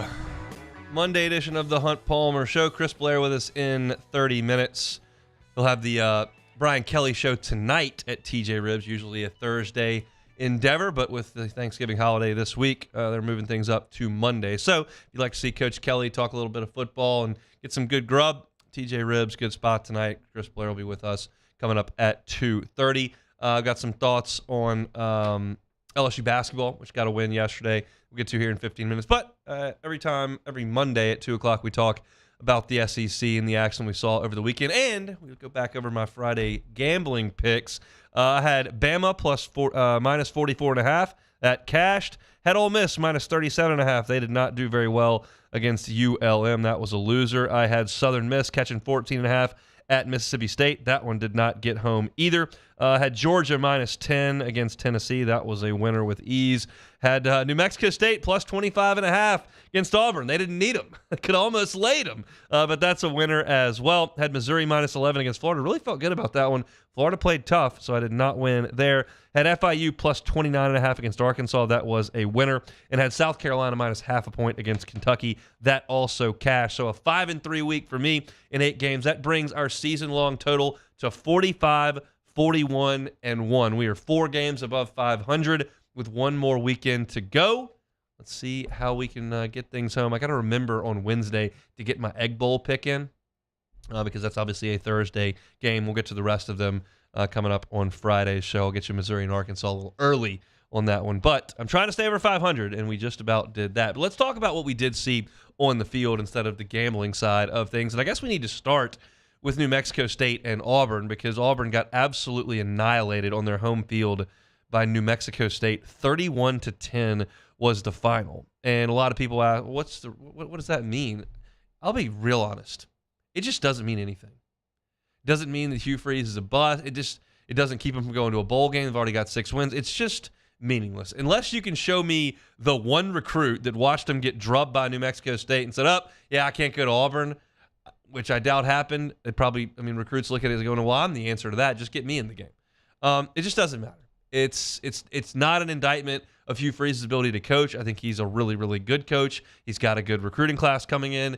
He's won everywhere he's ever been. I just think this is one of those days where you showed up and you just got rolled, and they just aren't good enough to have an answer to that at this point in Hugh Freeze's tenure. It's year one. They're not very talented. They've been bad on offense all year, and they were really bad on offense. And then New Mexico State kind of got rolling with a veteran quarterback, and he rolled up 3 touchdowns and threw for 200 yards and ran around a lot. And they just got drubbed. It's funny to laugh at him, like, nice job, Auburn, New Mexico State, really? But in the grand scheme of things, I just don't think this game it'll just be a blip on the Hugh Freeze era. Look, we could have gone nuts after the Troy loss and probably did, but coming up after that, LSU posted one of the greatest seasons in the history of the sport. So it's humorous, but not, I don't think, all that revealing with Auburn. The game that was revealing over the weekend was Georgia just putting it on Tennessee. And again, it's just more evidence that when Georgia locks in and buckles their chin straps, you're probably in trouble. And Tennessee got their best shot last year in Athens when it got away from them real quick. And then the Tennessee throws that first haymaker, and you look up and, oh, my goodness, it's 7-0 Vols. And the rest of the way, it was 38-3. And Jalen Wright, who had that long 75-yard run, had 15 yards the rest of the game. Joe Milton's just not very good. That's pretty much where I am on him. We've watched him a lot over the last 3 years. He started as the quarterback there before Hendon Hooker took over, and then we've seen him this year. And I think a lot of people looked at that Orange Bowl last year, and he functioned the offense pretty well and went, okay, this guy's probably got a chance to be really good. Heupel's a great coach. They'll run the tempo. He's talented. They'll figure it out. And they just really didn't. When they need Joe Milton to be a dude, he's just not. He wasn't great in Tuscaloosa, and he was real mediocre in this game. He was 17 of 30 for 147 yards. Tennessee couldn't get the ground game going after the long one, and Georgia just absolutely rolled. And Carson Beck, once again, goes out there and is just dropping dimes all over the field. 24 of 30 for almost 300 yards, 298, 3 touchdowns, and no picks. And I saw a couple of different Tennessee beat writers saying, look, if this is the Carson Beck that's going to show up in Atlanta and then in the playoff, nobody's going to beat these guys. And that really may be the case. And there was all that in the same way that we questioned whether or not Joe Milton could get in and keep the car rolling. We wondered if Carson Beck could get in and keep the car rolling. He may have accelerated the car. I mean, he's doing an unbelievable job of running that offense, and we know how good they're going to be everywhere else because of how well they recruit. They recruit at such a level at Georgia where really the only thing that can derail it would be if you got a quarterback that can't make the plays. And Carson Beck has shown he absolutely can make the plays. Great game in Columbia, Missouri, between Missouri and Florida. Missouri gets a field goal right there at the gun to win it. I think a respectable effort by the Florida Gators to go on the road, having the season gone the way it's gone, and be right there in that game. I was very comfortable laying double digits there with Missouri. I thought that they would hammer Florida, and they did run up a lot of yards on that Florida defense, which I figured they would. Florida's defense has been so bad the last month. We've gone through the numbers against South Carolina, against Arkansas, against LSU. They've just been bad. And Brady Cook threw for 331, and Cody Schrader ran for 148. I mean, there were a lot of offensive yards rolled up, over 500 and 33 points, but Florida pretty much matched them. They did a good job running the ball for 261 yards. Montrell Johnson and Trevor Etienne split the carries, and they both went over 80 yards, and Mertz was good enough outside of one mistake before he got hurt, and they had to go to Max Brown. But respectable effort by Sunbelt Billy's boys. Just can't get a win. And now Florida's going to have to beat Florida State if they want to go to a bowl game. Speaking of wanting to go to a bowl game, the other Columbia, South Carolina, the Gamecocks had to win their last two. They did the first. They beat Kentucky 17-14. That game did not go the way I thought it would. I felt really good about my South Carolina pick because I thought that South Carolina would roll up a ton of passing yards on Kentucky's pass defense that's really struggled, and they kind of didn't. Spencer Rattler only threw for 207, but 2 touchdowns, didn't have a pick, and they did enough.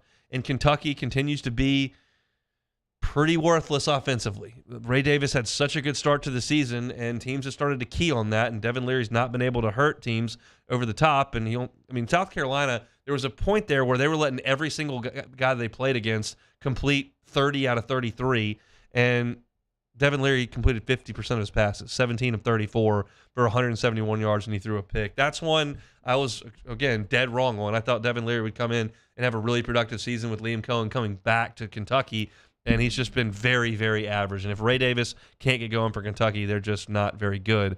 So the Gamecocks do win that game. They've got a chance now to try to beat Clemson to get into a bowl game. And then finally, I'm not going to go through all the blowouts of A&M and Abilene Christian and Mississippi State, Southern Miss, Ole Miss, ULM, but I do want to talk about Arkansas beating Florida International 44-20 because that's not the story. The story is that Hunter Yurachek has come out now and made a statement that Sam Pittman will be the head coach at Arkansas next year. And that really surprised a lot of people because this is probably going to be a 4-8 team. I don't think they're going to beat Missouri in Fayetteville this weekend. Or maybe that's in Columbia. I'm not sure. Let's look. But either way, I don't think they're going to win that game no matter where it's played. It will be played in Fayetteville, yeah. And look, Arkansas went out there against Florida International on Saturday in front of what people that cover that team believe to have been about 25,000 people, 35,000 people. It was a half-full 70,000-seat stadium. And there's just no juice left in that program. Sam Pittman gave it the jolt during that COVID season, and they got KJ Jefferson in there, and they had a couple of good coordinators, and they won 9 games, and they really felt like they were on the precipice of being a solid player in the middle of the SEC. You're always closer to the floor to bottoming out than you are to winning a championship at Arkansas.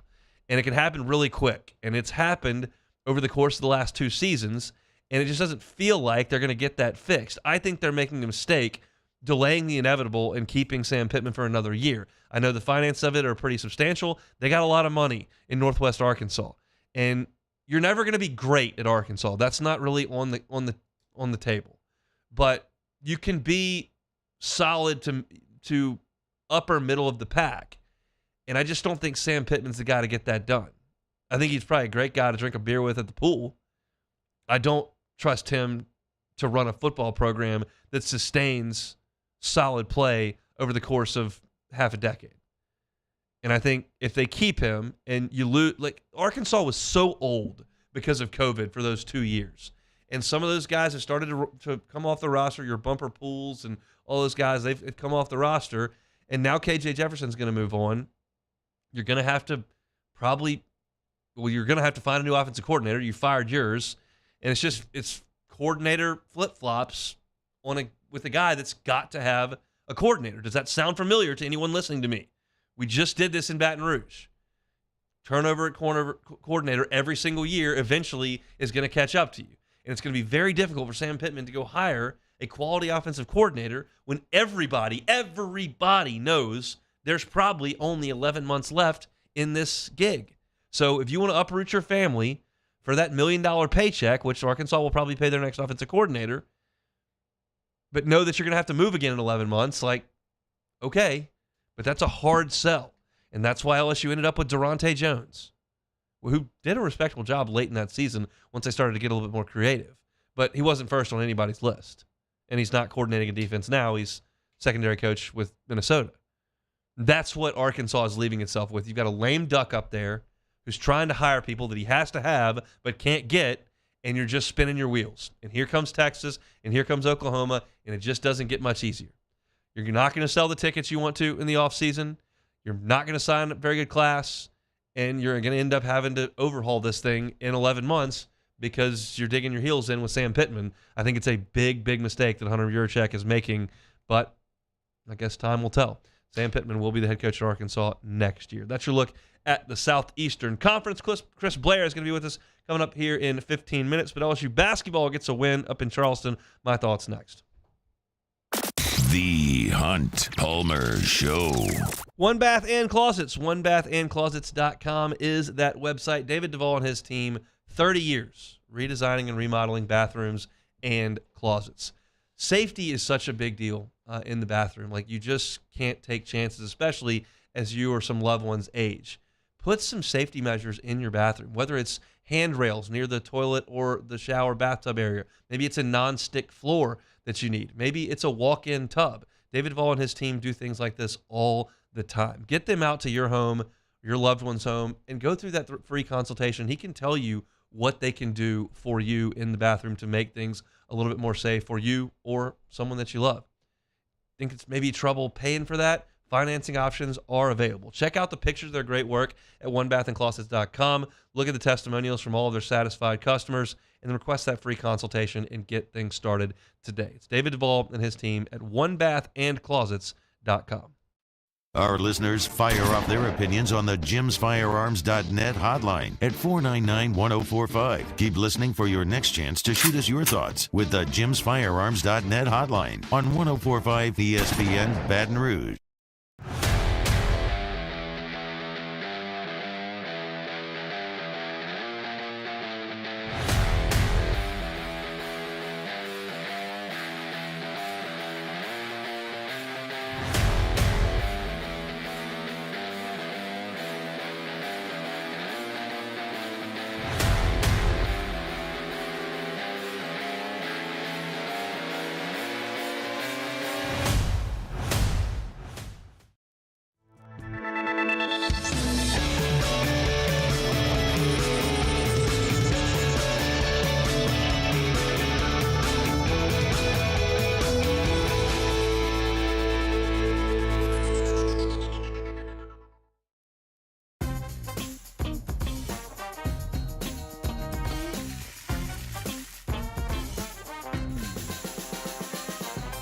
The best kept secret in town is out. Discover Tallulah at the Renaissance Hotel on Bluebonnet. Life in Louisiana is a song. A symphony of sound, colors, and movement. Life is here, now. For life's moments, big and small, always there. The right card, the right care. Electricity is all around us, and our families depend on it. Every day is sparked by the power of a cold drink or a warm meal, a movie night, and a comforting light at the end of a dark hallway. From sunrise to sunset, playtime to bedtime, our team is ready to take care of your electrical needs. Even in the case of an after-hours emergency, the light in your life shines brighter with Mr. Electric. Running Boards Marketing can help you get their attention. Imagine your brand's message on a giant LED billboard truck that can't be skipped and is nearly impossible to ignore. Running Boards Marketing is the leader in effective and affordable advertising on digital mobile billboards, which are 2 times more effective than traditional billboards. With a 97% recall rate, you'll leave a lasting impression with your customers.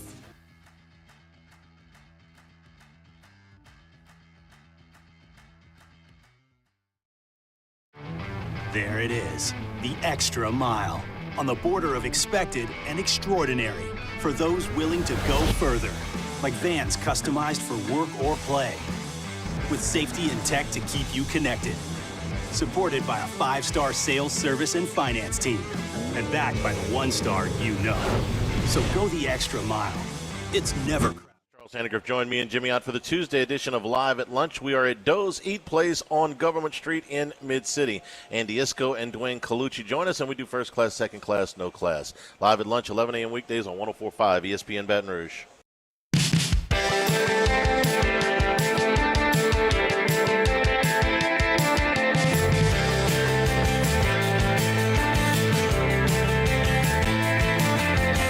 This is the Hunt Palmer Show on 104.5 ESPN Baton Rouge.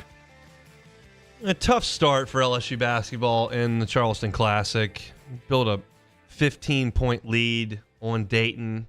Feel like you've got control of that game with 9 minutes to go, and LSU relinquished that lead with a lot of turnovers and some poor defensive play and allowed Dayton to come back and win the ball game with a late 3. But the Tigers did respond. They came back on Friday and got a nice win over a gritty, defensive-minded North Texas team. And then they stepped into the ACC, and they beat Wake Forest yesterday in overtime to finish 2-1 in the Charleston Classic. And in this game against Wake, they really did a good job of playing through Will Baker. He was really, really good on the block. He was 9 of 15, a lot of that coming around the rim. He did step out and make his only 3-point attempt of the game, and he finished with 23 points. And that's going to be a real big emphasis for this LSU team in terms of running their offense. They've got to get Baker touches around the rim, have the defense collapse on him, and they've got to get him the ball on the outside as well to pull bigs away from the bucket and make them play defense, whether it's in the pick-and-pop game or just contesting threes that Baker is going to put up. And that was really, really good in the game. Jordan Wright handled the lion's share of the ball handling and shot taking from the perimeter. He was only 5 of 17 from the floor and only 3 of 7 from the free throw line, which he's got to clean up. Missed 2 that were really, really big late in regulation from the foul line, but he did have 15 points in the game, had 4 steals and a couple of assists. I could run through the stat sheet, and we'll talk about a couple more stats, but just a couple of things in watching the game and kind of learning about this team and its DNA and what it's going to be built on. We did see their first end of regulation tie game operation on offense. What are you going to do? You got the ball, you've got the last shot. What do you want to do? And we usually know who LSU's go-to guy is, and in this instance, I really didn't know what they would do. And they got into a set, and they ended up getting the ball to Jalen Reed at the top of the key and allowed him to get downhill and attack with a spaced floor. And the look they got was pretty good. He got toward the rim and put the ball off the glass, and it kind of went in and out, and you had to go to overtime. It surprised me that Jalen Reed in an isolation situation was what they got to, but I didn't hate the result of it. It just didn't go in. And then in overtime, you had a lead, and you had the basketball, and the clock is getting late. What are we going to do to ice this thing? Who are we going to go to get a bucket and extend this short lead? And what they did was go to Will Baker. He was isolated on the block. He got doubled and dumped it to Reed, who was cutting, and got a bucket there and a really nice finish by Jalen Reed. So in that instance, they went to Baker. And what that tells me, both of those situations, is that they're most comfortable when they need a basket going to the guys in the front court as opposed to the guys in the back court. They don't want to put the ball in Mike Williams or Tyrell Ward's hands when they're trying to get a basket. Those teams that had Tremont Waters, well, you saw it against Maryland in the tournament, that's who they're going to go to late in the game. He's going to be the one trying to make a play. Javonte Smart was the same way. Skylar Mays, pretty much the same way. If you wanted to get a basket, you feel pretty good giving the ball to Cam Thomas and telling him to go get a bucket. He's doing that pretty well at the next level as well. Certainly there have been teams that wanted to play through the front court. When you had Brandon Bass and Glenn Davis, Johnny O'Bryant, when he was here, was the best player on the team, and you would go through the front court for those guys. And so I think this team, when they have to have a basket, you're probably talking about going to some of these guys. We saw the inverse of that in the game against, it was the game on Thursday when they played Dayton. They went to Trey Hannibal in that spot, and he kind of dribbled into nowhere, stumbled, and didn't get a shot up. And that's when Dayton came down and hit the game-winning three. Not great. And they improved upon that and executed far better in these late clock situations, late game situations against Wake Forest. No, I don't think North Texas is an awesome team. No, I do not believe that Wake Forest is an awesome team. That's a middle to bottom of the pack ACC club in Wake Forest. But it's still nice that LSU got a win. I got a little bit on my soapbox on Friday because I just am a little tired on Twitter and message boards of every time LSU loses a basketball game, throwing the entire program in the dumpster. Like, it just, it wears on me, and it shouldn't, but this is the business that I'm in. I'm in the business of covering LSU sports and communicating with the listener about LSU sports. So I'm in that crossfire. It's not like you can just kind of, and I don't want to just completely remove myself from what the fan base is thinking and saying. It's my job to be tapped into that a little bit. But it just bums me out that instead of saying, hey, let's get behind this group, let's get behind this coach, let's get behind this staff, let's get behind this program and try to see if we can be a positive impact, it's just how quickly can we dismiss this entire operation because we like the old coach? And it just bums me out a little bit. It does. And look, this LSU team is going to lose 10, 11, 12, 13 more games this year. And every time they lose, it's like, God, administration screwed everything up. It's like, it's a basketball team that's going to lose some games. Let's just see what the progression looks like. And I'll be honest, from coming back off of losing to Nichols and losing a big lead against Dayton, who is pretty good, that's a nice response to go win 2 games in Charleston. Good job. They should feel good about themselves. You shouldn't have too much trouble on Friday, the game against North Florida, and maybe try to create a little bit of momentum before you get into some of the tougher non-conference games. You've got to play a tough Kansas State team. You've got to go play Texas in Houston. You're going to go up and play Syracuse, who right now is locked up in a tight one in Hawaii with Tennessee. That's a lot of orange, Syracuse and Tennessee, before you get into SEC play, which is going to be really, really tough. I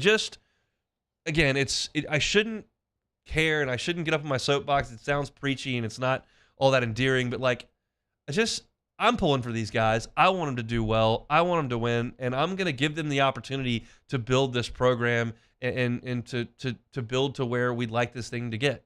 And right now, they're not there. And this team has its flaws. Got issues in the backcourt. You've got issues rebounding. You got issues playing a little bit of defense, rim protection. They're still trying to find themselves, but they do still shoot the ball pretty well. They're not totally relying on the three. In the game on Sunday, a really, really solid effort. 7 of 18 from the three-point line. That's 39%. That dog will absolutely hunt. And if you look at this team from the three-point line this season. Will Baker's 5 of 10. Jordan Wright's shooting 35%. He's 6 of 17. Tyrell Ward hit a huge one against Dayton. He's 7 of 18 on the season from three. That's 39%.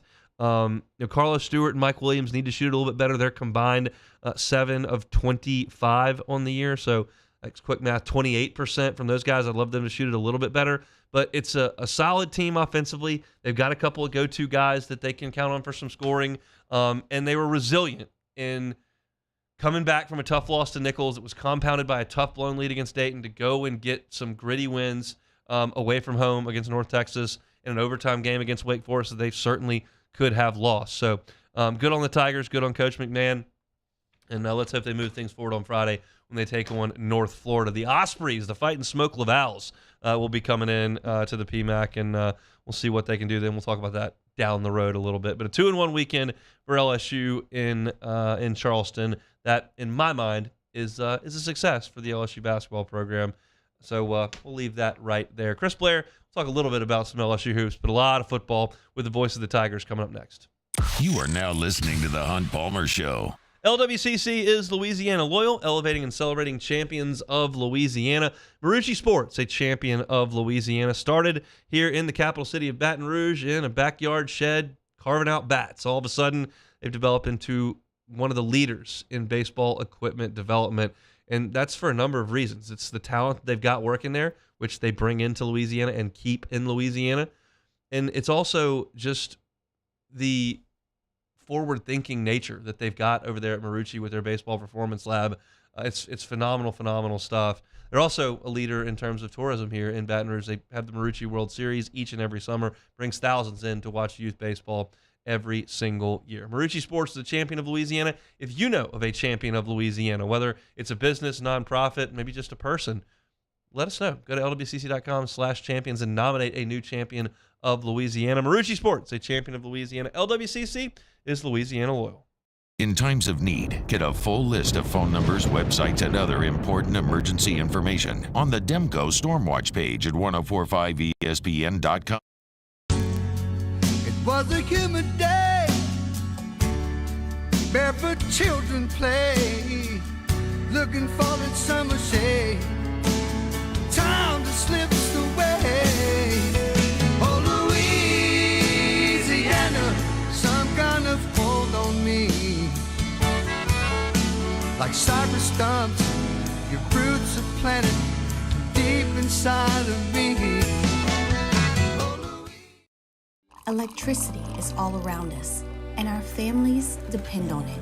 Every day is sparked by the power of a cold drink or a warm meal, a movie night, and a comforting light at the end of a dark hallway.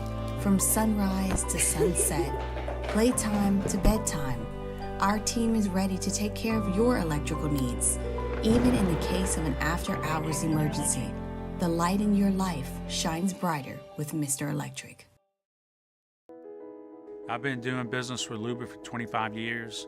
They're dependable, trustworthy. It's just the attention to detail with our clients. Our folks have years and years of experience. They're highly trained professionals, but many companies have that asset.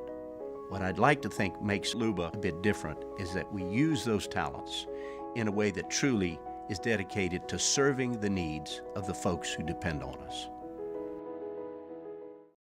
Dylan Cruz here to tell you about Six Rings Baseball and Softball Camp. If you live on the North Shore and play ball, go to Six Rings Camps with former LSU assistant coach Dan Canaveri. His knowledge is second to none, and your child will improve and have fun doing it. Camps were held at Coquille Park and Six Rings Academy in Covington with 4 sessions over the summer. Full day and morning only sessions are available from ages 7 to 13. Go to sixringsbaseball.com or call 985-206-9096. Learn the game to love the game. Running Boards Marketing can help you get their attention. Imagine your brand's message on a giant LED billboard truck that can't be skipped and is nearly impossible to ignore. Running Boards Marketing is the leader in effective and affordable advertising on digital mobile billboards, which are 2 times more effective than traditional billboards. With a 97% recall rate, you'll leave a lasting impression with your customers.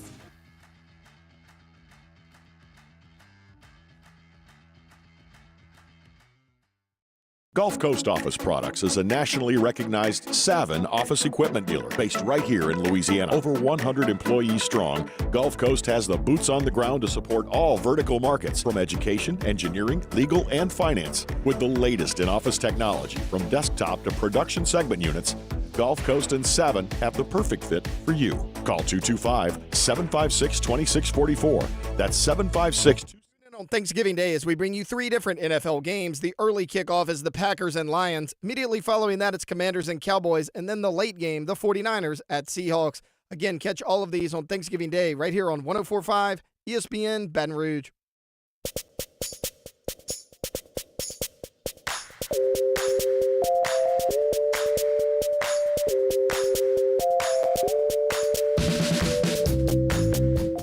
You're listening to the Hunt Palmer Show on 104.5 ESPN Baton Rouge. Congratulations to Dave Gloden. Dave is our Week 12 winner in the 2023 Twin Peaks College Football Pick'em Contest and wins a Twin Peaks gift card. Don't forget to make your picks for the final week of the season's contest, Week 13, by noon on Thursday. Play the 2023 Twin Peaks College Football Pick'em today at 1045ESPN.com.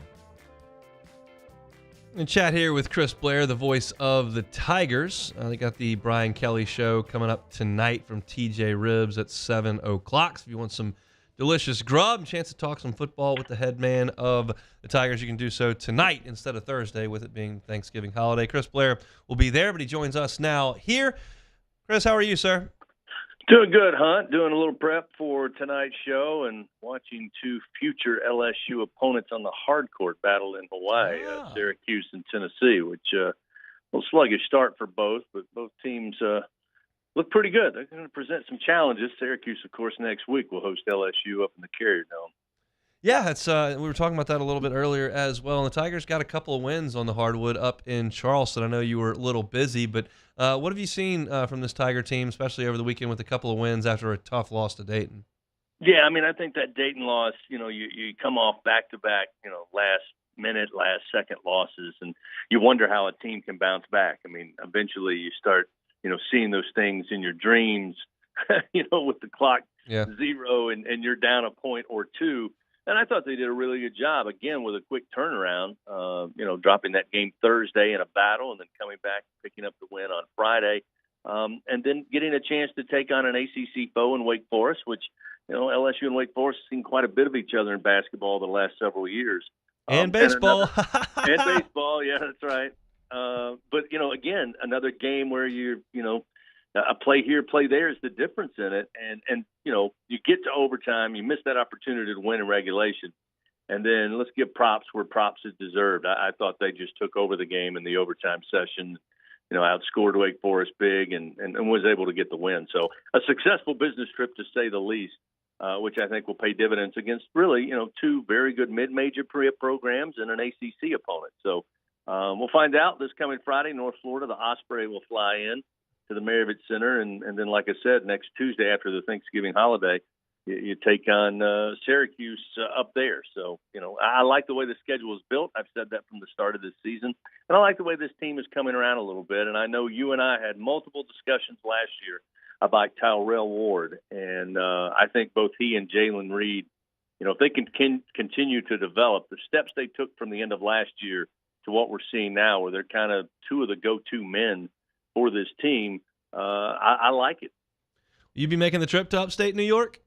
Oh, yeah. Yeah, we'll be on there ready to go and dig out the old closet and see if we got something to keep us warm. Yeah, you better find something, because that's a little different part of the world than our cozy confines down here. All right, let's talk some football. Did your Georgia Southern brethren enjoy LSU beating up on Georgia State on Saturday? Well, I'm sure they did, but they played miserably and lost to a really bad Old Dominion team on a last-second field goal. So, I don't think they took as much enjoyment as they would have. But I'm sure if you mention it to them, they'll tell you they always love to see Georgia State lose. I'm a little, because we don't do this all the time with the Heisman Trophy. It's been a little surprising to me just how much Brian Kelly and Jaden Daniels have talked about the Heisman Trophy over the last couple of weeks. What have you heard and seen from them? I think it's refreshing, and I say that because a lot of times you get this thought process of let's avoid it. Let's everybody else can talk about it. We got to be locked in. And, of course, they have to be locked in. Every game's important. And if you're really hoping to contend for a Heisman, you got to have a great effort every time out. So I think, first of all, Jaden's done an incredible job of acknowledging, yes, it's out there. Yes, there's a possibility. Yes, I would love to win it.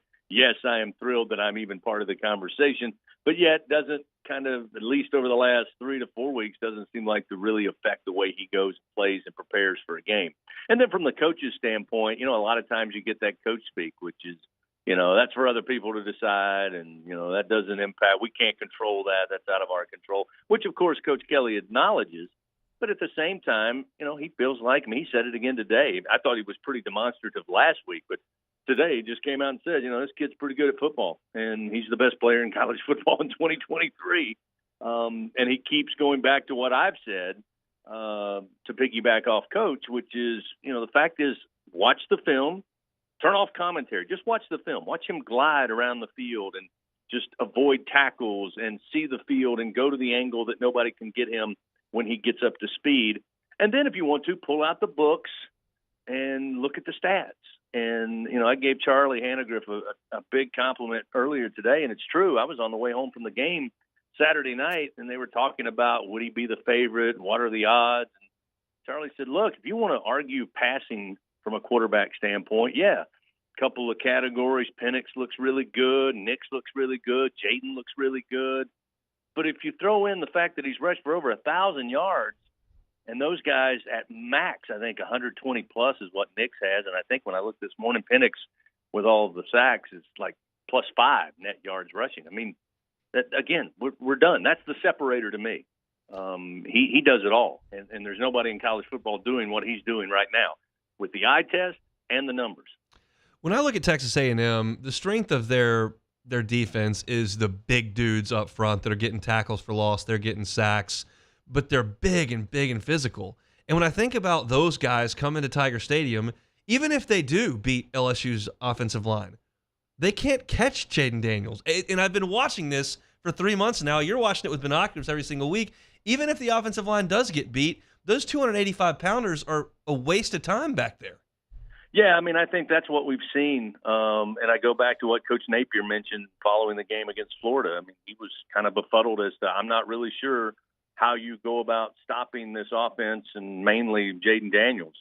And you're right. Edgerrin Cooper, numbers are eye-popping. 7 sacks, 16 tackles for loss. They've got that front seven, I think, pound for pound is the best front seven LSU will face all year. But the question has to become, what do you do with pressure? Okay, it's if you get there, if you get close to getting there, what are you going to do? Where's the contain on the outside when he either extends the play to throw or just decides to step up and take off and running? So, it'll be interesting to see how Coach Durkin decides to use what is his strength defensively, which is up front against Jaden Daniels. Because, again, if you're just going to be based on, hey, I think we can get home and I think we can, get through and cause a few leaks on this offensive line. Oh, by the way, you've got 3 receivers who had 100-plus yards and all scored last week, and 2 of them are on the Biletnikoff semifinalist list. So I don't know. It's kind of like I said during 2019 at times, huh? You played tic-tac-toe before, and you love it when you got them both ways, and there's no way for them to get it out. You're either coming across the top or you're coming diagonally, but once they make their move, you're done. That's kind of how this offense is, certainly over the last several weeks. 13 straight touchdown drives. I've never really even considered paying attention to how many drives in a row a team has scored outside of a single game. And now this count continues. We'll start, again, with the team that's scored 5 straight in its first possession of the game and 10 straight in its first possession of the second half. So I don't know what the answer is if you're Texas A&M, but, they wake up every day trying to be LSU, so I'm sure they're working hard trying to figure it out right now. Bobby Petrino probably going to bring a third-team quarterback into the game on Saturday. It's a team that's got a lot of weapons on the outside, though. If you're Matt House, what's objective number 1 against Texas A&M on Saturday? Yeah, I'm not sure. Again, we expect it'll be the third-string quarterback, although, there's still a little bit of innuendo that maybe Max was held out precautionary against Abilene Christian, but, we'll wait and see. They're 2 different styles of quarterbacks, that's for sure. And now I think with the handcuffs, if there were handcuffs, allegedly, on Petrino and his play calling, we've seen what he can do. There's no denying that fact. And it's a different team. I mean, he's a dual threat quarterback, and he's played pretty well over the last 2 games in place of Max Johnson. And as I said, they're 2 different type teams. And, the other thing that concerns you a little bit is we've all said it this year. I mean, this team only picking up 7 wins to this point, their head coach being dismissed. It's hard to imagine when you look at this roster, especially from the offensive skill position. Now, I know they lost their starting quarterback, then Max Johnson comes in and he gets injured, and they're down to their 3rd quarterback. But, I mean, they've got 3 really good receivers, and they've got a couple, if not 3, really good running backs. So I got to believe Petrino's probably got his own lab right now somewhere over there at Texas A&M, or they built him a building real quick, and he's studying how he can best exploit LSU's defense. And the interesting thing is I was looking back on last week's game. Georgia State, a team that likes to spread you and then run the football with a really good running back in Marcus Carroll, came out testing the LSU secondary, which, again, is not rocket science. But, I mean, their first drive, 8 plays down the field, 75 yards. 6 of those 8 were completions, 1 for 31 yards.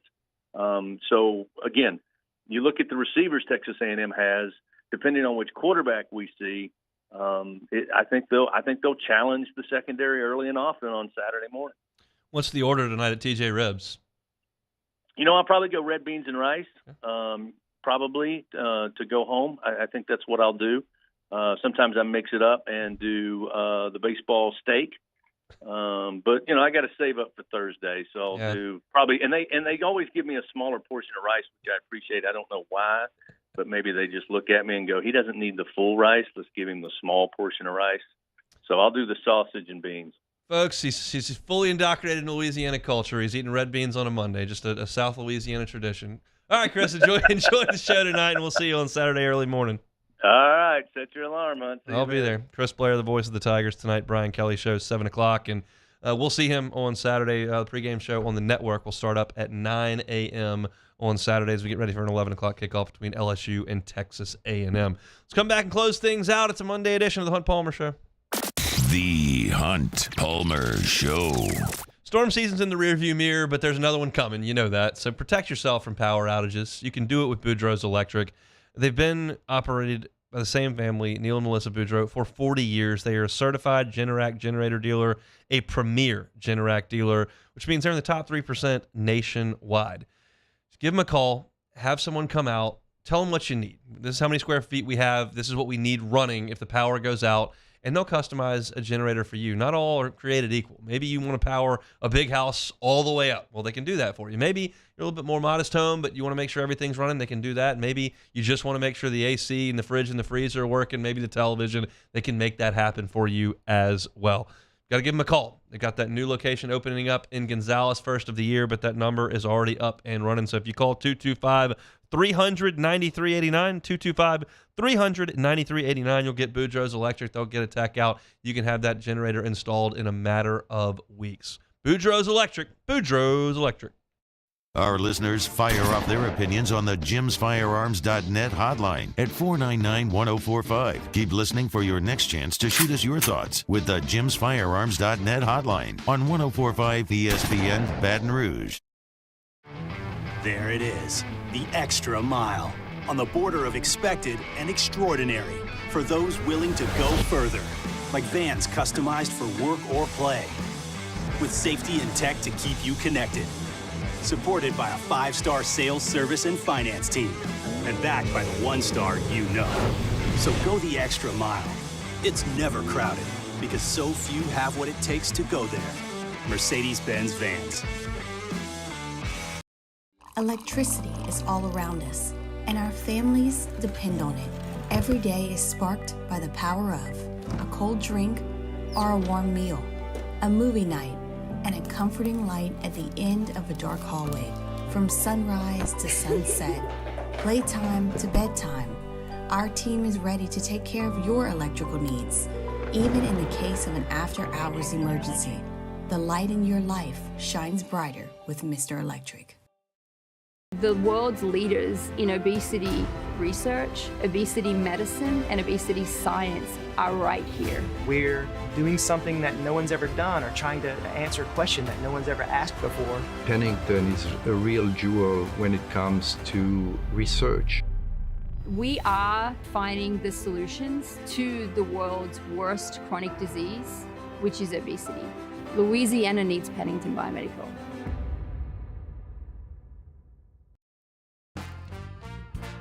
Life in Louisiana is like a run-on sentence. A poem that doesn't rhyme. Life is here, now. For life's moments, big and small, always there. The right card, the right care. I've been doing business with Luba for 25 years. They're dependable, trustworthy. It's just the attention to detail with our clients. Our folks have years and years of experience. They're highly trained professionals. But many companies have that asset. What I'd like to think makes Luba a bit different is that we use those talents in a way that truly is dedicated to serving the needs of the folks who depend on us. Dylan Cruz here to tell you about Six Rings Baseball and Softball Camp. If you live on the North Shore and play ball, go to Six Rings Camps with former LSU assistant coach Dan Canaveri. His knowledge is second to none, and your child will improve and have fun doing it. Camps were held at Coquille Park and Six Rings Academy in Covington with 4 sessions over the summer. Full day and morning only sessions are available from ages 7 to 13. Go to sixringsbaseball.com or call 985-206. Moscona inviting you to join us for Monday's AFR, presented by Relief Windows. Recapping LSU, Georgia State. We'll hear from Brian Kelly and the Saints back at work as they start to get ready for the Atlanta Falcons. It's Monday's AFR 3 to 6, 104.5 ESPN Baton Rouge.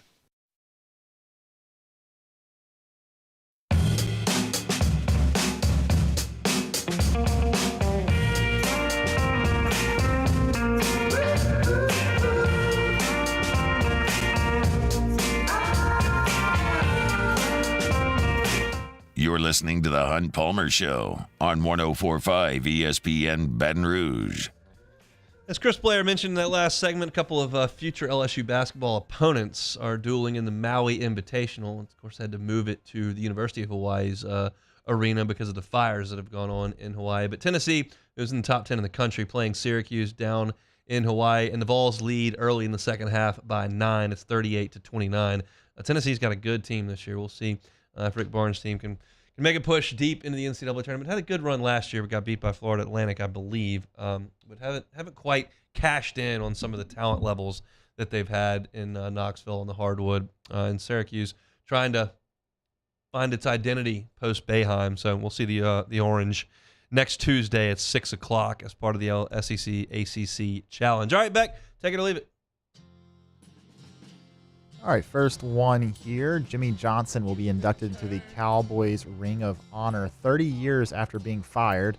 Jerry Jones made a mistake. Take it or leave it. I will take it. I'll take it. A little bit of ego issues there between some college teammates, Jerry Jones and Jimmy Johnson. I think Jerry didn't like how much shine Jimmy was getting with the Super Bowl, and Jerry felt like he put the team together and hired the coach, and ego's usually not a great thing, and all of a sudden things blow up and you end up with Barry Switzer. And Barry Switzer was able to milk the end of that and get a championship, but then it all fell apart, and you had the Dave Campo era, and somewhere along the line, they lost me. They had me hook, line, and sinker in the mid-'90s. When I was like 6, 7, 8 years old, the Cowboys loved the Cowboys, because my dad was a Cowboys fan, and we would watch the Cowboys every single Sunday, and I remember the Super Bowls very, very well. But somewhere around Dave Campo, Quincy Carter, something around there, we lost the hook. They were real and efficient, and I got off the hook and never went back. So, they made a mistake getting rid of Jimmy Johnson, but a good thing before those guys get too up in age that they could bring them back together and honor a guy who did a really good job in Dallas. So, yeah, I'll take that. Tiger Woods and Rory McIlroy's TGL Golf League has been postponed to 2025. It was supposed to start in January of next year. Yep. Due to a power failure in the air-supported arena that caused the dome-like structure to deflate.